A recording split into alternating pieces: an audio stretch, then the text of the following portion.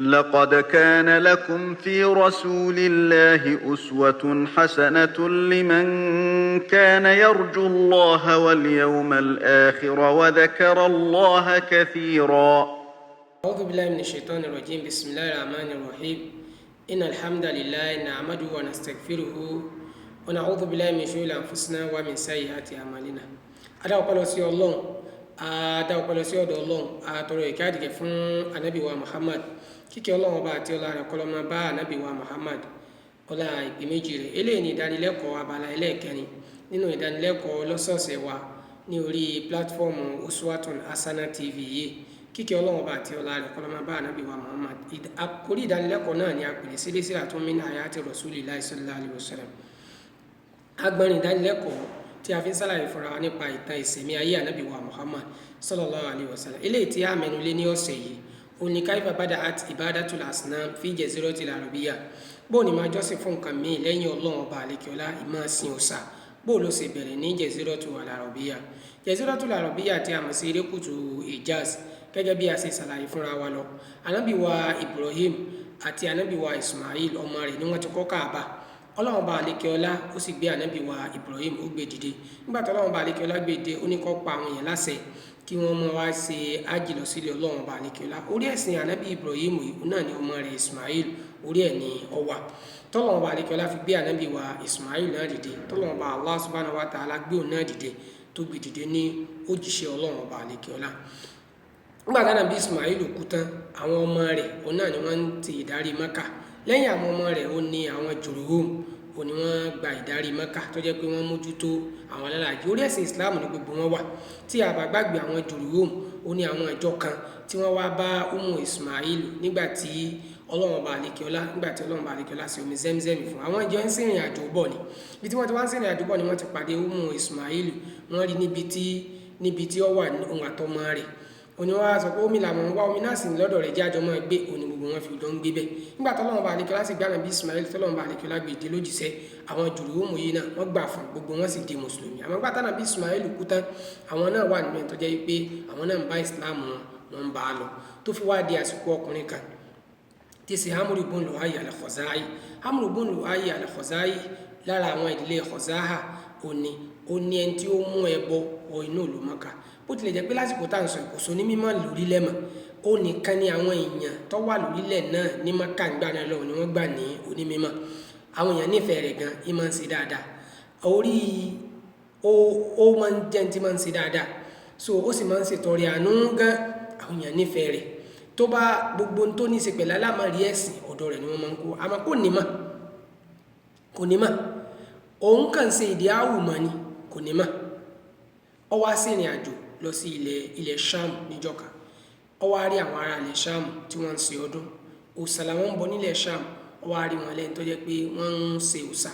Ó wá rí wọn, wá bí wọ́n léèrè pé èwo lẹ tún ṣe yìí, ó yàtọ̀ tí ń táwa ń ṣe ní Mákà. Wọ́n ní Ọlọ́run ọba gangan tó yẹ kẹ́ ẹ máa ṣe ń lo òòṣà yìí. Bó lẹ́sẹ̀ wá fún mi àtàwọn èèyàn mi náà, bó lẹ́sẹ̀ fún mi tá a máa sìn ni wọ́n ṣe gbé òòṣà fún nìyẹn. Òòṣà àkọ́kọ́ tí wọ́n gbé fún òun ni òòṣà Hubal. Òun náà ni òòṣà àkọ́kọ́ ilé ìtọ́kọ̀ wọ ìlú Mákà. Àwọn ó gbé bó ṣe gbé dé òòṣà Hubal tó gbé dé, ó gbé sínú Kaaba, láàrin gbogbo Kaaba òun ni ó gbé òòṣà Hubal sí, òun ni ó gbé sí. Wọ́n gbé òòṣà fún lẹ́ni tí ò ní apá ọ̀tún. Nígbà tí ó yá ni àwọn Kùráìṣì táwọn náà ń kọ̀ǹtró Mákà ni wọ́n wá wò pé òòṣà táwọn ń sìn yìí ni wọ́n wá ṣe góòdì, wọ́n fi góòdì sí ọwọ́ ọ̀tún rẹ̀ torí pé ọwọ́ rẹ̀ ó gé àwòrán èèyàn ni òòṣà yẹn wà, bí kọ̀m̀plìtì èèyàn ló ṣe rí, kò wà ní ọwọ́ ọ̀tún. Báwọn Kùráìṣì ṣe dé pé àwọn náà ń ṣèjọba ìlú Mákà, òní wọ́n bá ṣe ọwọ́ ọ̀tún, wọ́n ṣe góòdì, wọ́n fi góòdì sí ọwọ́ fún òòṣà Hubal yìí. Àwọn tiẹ̀ tún fọba lé ní wọ́n wá lọ ya ère Ànábì wa Ismail alayhi salatu wassalam. Wọ́n gbé sí ẹ̀gbẹ́ rẹ̀. Wọ́n wá ya ọfà náà, wọ́n wá fi ọfà sí ní ọwọ́. Nígbà tí ọkùnrin Amru ibn Lu'ay nígbà tí ó gbé òòṣà dé ìlú Mákà, àwọn aráàlú Mákà ti rò pé òun náà ló ní mímọ́, pé ojú ẹ̀sìn Ànábì Ismail òun náà ni ó wà. Ajẹ́pẹ́ ntánàbí Ismail ń ṣe nìyẹn. Bí gbogbo wọn bí wọ́n sì bẹ̀rẹ̀ sí jọ́sìn fún òòṣà nìyẹn. Ló fi wá dé pé òòṣà fọ́n kálé ọ̀fọ́n kákó. Amru ibn Lu'ay Ànábì sallallahu alaihi wasallam, Ànábì rí ànábì rí níjọ́ kan tí wọ́n fi àlìjánnà àti iná, ó rí àwọn àjáíbù àwọn nǹkan ìmọ̀ nínú àlìjánnà, ó sì rí àwọn èèyàn kan náà ó rí wọn nínú iná. Àdìsí yẹn wà nínú Mustadraku al-Hakim, inú àdìsí Ubay ibn Ka'b, àdìsí Tufail ibn Ubay ibn Ka'b, àdìsí Tufail ibn Ubay ibn Ka'b, ó ní ọgbà àdìsí yẹn náà ní ọgbà àdìsí yìí wá, ó ní ọgbà wa látọ̀dọ̀ bàbá rẹ̀ tí í ṣe Ubay ibn Ka'b. Ubay ibn Ka'b ní sàábé, Tufail ibn Ubay ibn Ka'b ọmọ Ubay ibn Ka'b tí í ṣe Tufail ló wá gba àdìsí yìí wá látọ̀dọ̀ bàbá rẹ̀ nínú Mustadraku al-Hakim. Àbá àdìsí yìí àbá níbẹ̀ ní volume 4 rẹ̀, volume 4 hadith 605 àbá níbẹ̀. Ó ní báyìí náà máa nánú ma'a Rasulillahi sallallahu alaihi wasallam fi salati dhuhri. Ó ní nígbà tí a wà pẹ̀lú ànàbí à ń kírun salati dhuhri lẹ́yìn ànàbí ìjọka, wa nasu fi sufufi khalfa Rasulillahi sallallahu alaihi wasallam. Ó ní àwọn èèyàn wà lẹ́yìn ànàbí lẹ́yìn tí wọ́n tó sáfù lẹ́yìn ànàbí sallallahu alaihi wasallam. Fara'ayna Rasulallahi sallallahu alaihi wasallam yatanawalu shay'an. Ó ní labara ànàbí sallallahu alaihi wasallam tàbí ìgbà tánàbí sún wájú lẹ́yìn tó fẹ́ mú nǹkan níwájú. Wa ta'akhkhara, ànàbí sún wájú nígbò yá ànàbí tó sún sẹ́yìn. Wa tanawwalu an-nasu wa ta'akhkhara an-nasu. Bánàbí ṣe sún wájú àwọn èèyàn sún wájú, bánàbí ṣe sún ẹ̀yìn àwọn èèyàn sún ẹ̀yìn. Nígbà táwọn wá parí ìrun, qultu ya Rasulallah, Ubay ibn Ka'b nígbà tí wọ́n parí ìrun, ó wá lóun wá sọ fánàbí pé ya Rasulallah, wa ra'aynaka tasna'u shay'an lam tasna' fi salatika qat.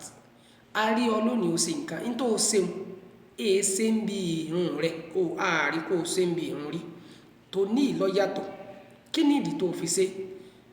Ànábì wa sọ pé uridat alayya al-jannatu, wọ́n fi àlìjánnà mi ni, wa ra'aytu zaharataha, ó ní mo wá rí àwọn òdòdó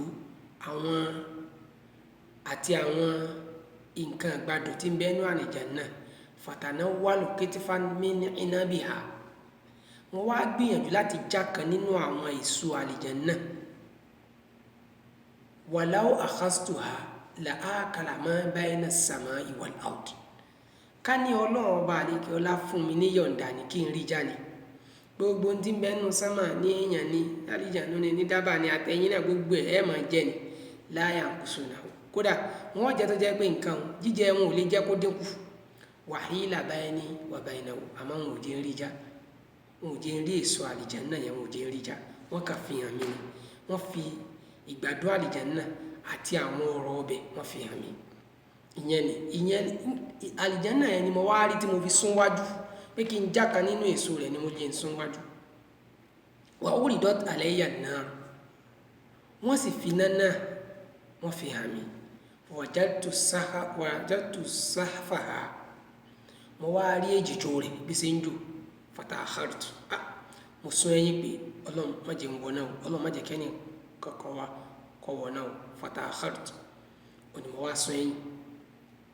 Wa aktharu man ra'aytu fiha an-nisa, Ànábì ní àmọ́ nínú náà àwọn ẹni tí mo rí tó pọ̀ jù nínú náà ń làwọn obìnrin, torí àwọn àwà kan tí wọ́n máa ń wù. Hadith yẹn náà sì ti wà nínú hadithu kan tó wà nínú Sahih Bukhari àti Muslim, nígbà tí Ànábì sọ fún àwọn obìnrin pé tasaddaqna walau min hilyikunna wa inni ra'aytu aktharakunna fin nari. Ànábì ní tasaddaqna, ẹ̀yin obìnrin ẹ máa ṣe sàdákà walau min hilyikunna, kódà kò jẹ́ pé júẹ́rìsì yín lẹ́ẹ̀fì máa ṣe sàdákà, ẹ̀ ní nǹkan méjì ju júẹ́rìsì lọ, ẹ̀yà fi ṣe sàdákà.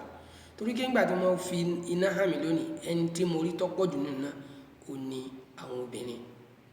Ànábì wá fẹ́ máa ṣàlàyé nǹkan tí ó fà táwọn obìnrin fi pọ̀ jù nínú náà. Ànábì ní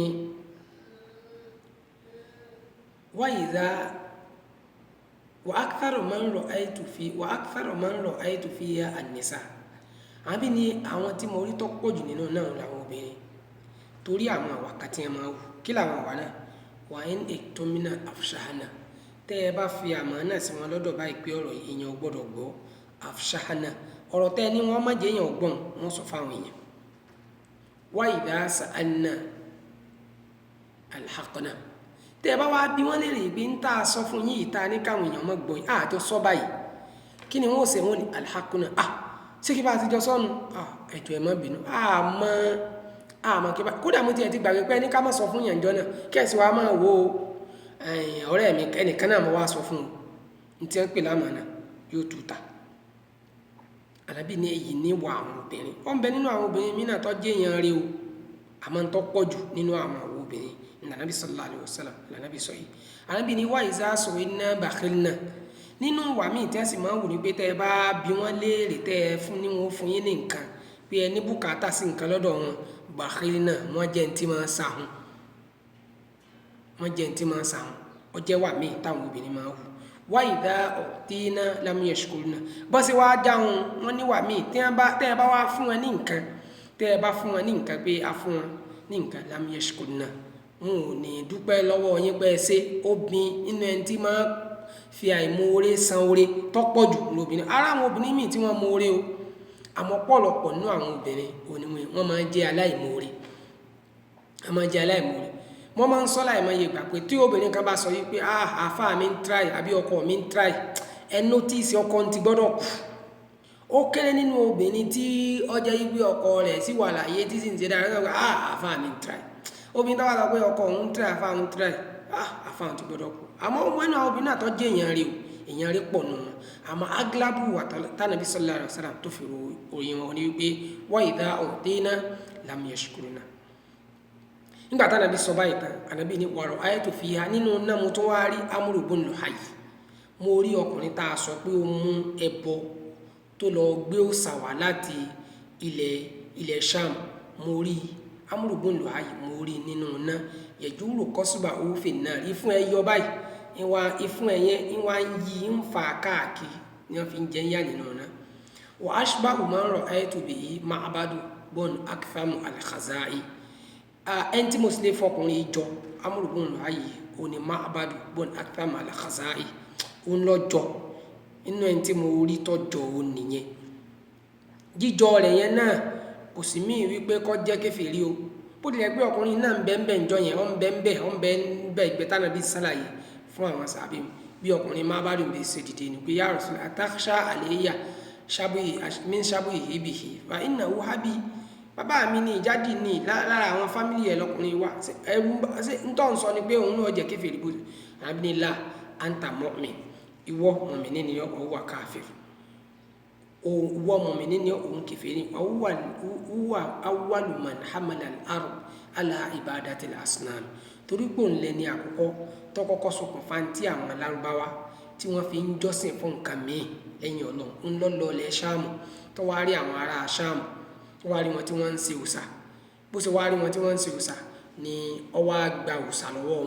ló fi wá gbé òòṣà rúbánu gbogbo àwọn bí àwọn ará jẹ̀síọ́tò àbí àbẹ́sẹ̀ pé àwọn ará Mọ́kà bí wọ́n ṣe rí pé wọ́n ń ṣe nǹkan mílẹ̀ yín Ọlọ́run báyìí gbogbo wọn náà sì bẹ̀rẹ̀ bí wọ́n sì bẹ̀rẹ̀ sí jọ́sẹ̀ fún nǹkan mílẹ̀ yín Ọlọ́run báyìí eléyìí lọ́wọ́ àfà tí òòṣà tó fi wá gbalé gbogbo tí kálukú fi wá ní òòṣà rẹ̀ wọ́n á jẹ́ pé ń tọ́pọ̀ jù tí wọ́n ń jọ́sìn fún ní jẹ̀síọ́tò àrùbíyà òní ibadatul asnam bó tilẹ̀ jẹ́ wípé bí wọ́n ṣe ń jọ́sìn fún nǹkan míì lẹ́yìn Ọlọ́run ọba àlekèọlá ní jẹ̀síọ́tò àrùbíyà ara wọn kan tí ń jẹ ònàfà tó yẹ kí wọn ìbá wọn jọ́sìn fún nǹkan míì lẹ́yìn Ọlọ́run ọba àlekèọlá ìròyìn wọn àti bí wọ́n ṣe rí òní abẹ́rẹ́ tó bá di ọjọ́ mẹ́jọ ká tó kó sínú ìtàn Ànábì Muhammad sallallahu alaihi wasallam àti nasabu rẹ̀ ní odidi subhanaka allahumma wa bihamdik ashhadu an la ilaha illa anta astaghfiruka wa atubu ilayk.